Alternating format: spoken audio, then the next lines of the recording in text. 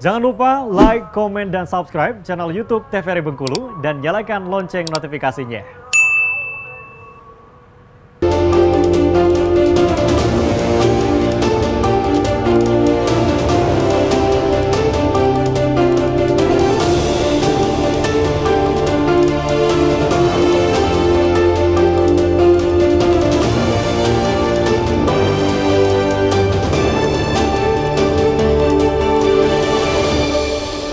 Assalamualaikum warahmatullahi wabarakatuh, pemirsa TVRI Bengkulu.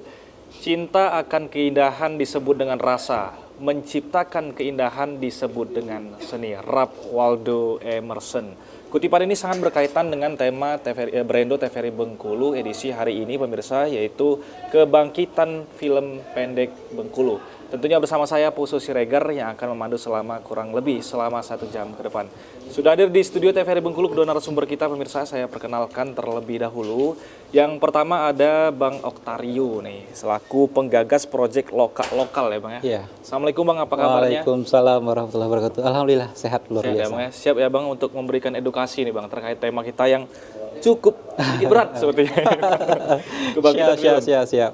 Oke ya Bang ya, berarti dengan tema yang berat ini harapannya edukasinya juga sangat bermanfaat untuk pemirsa. Insya Allah mudah-mudahan. Mudah-mudahan ya Bang ya. Amin tentunya. Yang kedua saya perkenalkan pemirsa ada Bang Randi Asjon. Bener ya? Bang Randi Asjon selaku tim kreatif dari proyek lokal-lokal. Ya. Assalamualaikum Bang, apa kabarnya Bang? Waalaikumsalam. Sehat ya Bang ya? Alhamdulillah masih sehat. Iya Bang, masih sehat. Seolah-olah akan sakit.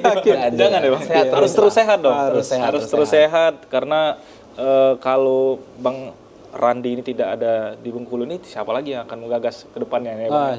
Siapa lagi yang akan menjalankan nih Bang? Iya benar. Terkait dengan perfilman pendek yang ada di Bengkulu. Baik, berkaitan dengan tema kita kebangkitan film pendek di Bengkulu. Saya ingin ke Bang Oktario terlebih dahulu ya Bang. Ini awalnya seperti apa Bang bisa terpikirkan untuk menggagas proyek ini Bang? Karena kan kalau kita lihat sekarang fenomenanya orang-orang ini sudah senang dengan video-video yang pendek sekarang nih Bang. Kenapa ke film pendek gitu Bang? Iya. Nah itu termasuk keresahan sebenarnya.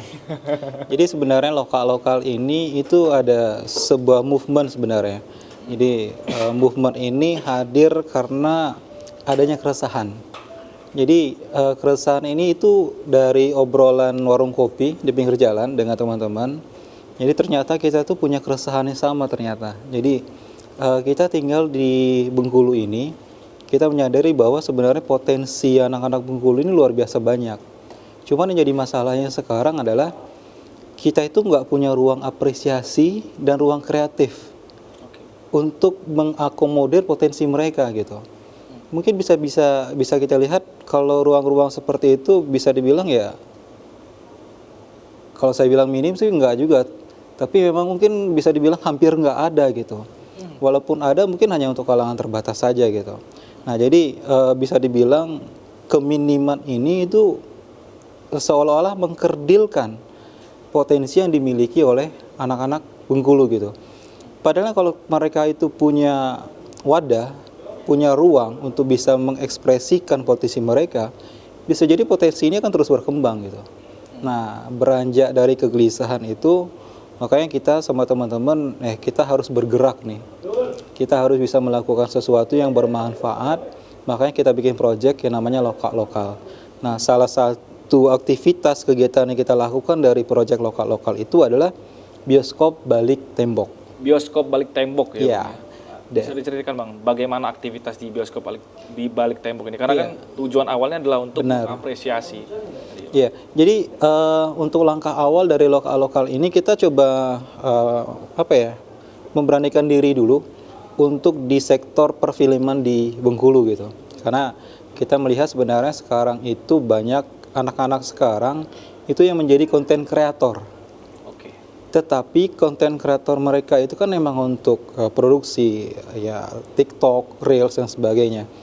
Tapi kita pengen sebenarnya kita tuh juga punya anak-anak muda kreatif yang bisa memproduksi film. Yang emang ada alur ceritanya gitu kan.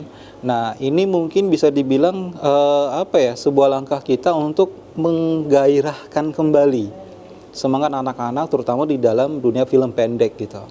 Jadi bioskop balik tembok ini kita hadirkan sebagai ruang apresiasi. Jadi kita kegiatan itu menampilin film-film yang diproduksi oleh anak-anak Bengkulu. Jadi iya, mereka sudah punya film, sudah produksi film. Ketika mereka sudah produksi film itu mereka sudah ada tujuan. Oh nanti filmnya bisa tayangkan di bioskop Balik Tembok.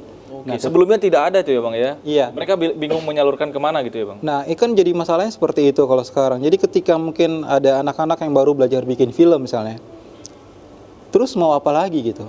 Paling mentok-mentoknya di YouTube, paling di upload di sana gitu.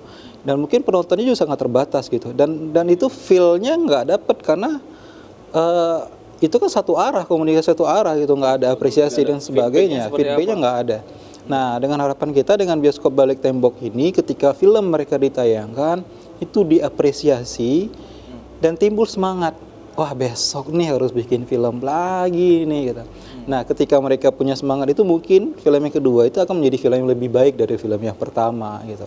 Oke. Nah, semangat ini tuh yang pengen kita tebar sebenarnya. Oke, kita beralih ke Siap. Bang Rani ini sebagai tim kreatif ya, sebagai pelaksana teknis di bioskop Balik Tembok. bioskop di Balik Tembok. Ini ada kesulitan khusus nggak Bang? Karena khususnya untuk masalah memperoleh audiens nih. Karena kan seperti disampaikan tadi bahwa Kalau untuk kesulitan perkara audiens kan karena itu letaknya juga di kedai yang lumayan rame kan. Nah, itu nggak ada sih kalau kesulitan untuk audiens. Paling kalau untuk faktor kesulitannya dari cuaca sendiri, kalau kata Bang Rio tadi, dari cuaca ya, terus namanya kita ngeper di jalan kan, kayak biasa tuh ada aja yang keinjek kabelnya atau tiba-tiba audio tuh kesenggol, mati audio. mengganggu Lumayan ganggu tuh. kehikmatan dalam menonton ya Bang. Lagi seru-seru nonton ada yang nggak sengaja nyenggol, mati kan layarnya kan. Nah, itu harus diantisipasi. Nah, kami mengantisipasi itu dengan cara ya gladi bersih dulu, terus kompak-kompakan sama temen sih. Soalnya kan nggak sendiri juga ada kawan-kawan yang lain kan. Itu kami tuh ya nyusun plan, misalnya infokusnya di sini nanti taruhnya kan. Nah, kira-kira kalau di sini nih kesenggol nggak? Kira-kira ya untuk file di laptopnya bakal korup nggak? Nah, itu tuh memang kami kondisikan supaya nggak terjadi error pada saat penayangan apresiasi film. Sehingga untuk wadah dan apresiasi itu tetap terjalan lah sesuai visi misi bioskop di Balik Tembok ini. Oke, berarti penayangannya di kedai nih ya Bang ya? Di kedai. Di kedai, dia terbuka untuk umum ya. Jadi kalau untuk penayangan ini kita lakukan di sebuah jalan ya, semacam lorong jalan kecil, dan di situ memang ada satu tembok, makanya layarnya itu kita pasangkan di tembok dan kita itu nontonnya ngamper di jalan, di aspal. Aspalnya itu kasih terpal untuk tempat duduk. Jadi memang bisa dibilang ini kita sedikit flashback lah dengan zaman dulu. Kalau dulu tuh ada di lapangan tuh namanya layar tancap. Iya. Ya. Tunggu kalau dulu ya Bang ya. Iya gitu. Nah, kita tetap menjaga feel yang seperti itu karena itu lebih merakyat. Jadi maksudnya siapapun bisa datang, siapapun bisa melihat, dan itu sebenarnya seru karena kita menyaksikan film yang diproduksi oleh anak-anak Bengkulu gitu, anak-anak muda Bengkulu, bahkan bukan anak muda juga, yang tua-tua juga sebenarnya ada juga yang produksi film. Masyarakat asli Bengkulu gitu ya Bang gitu. yang produksi.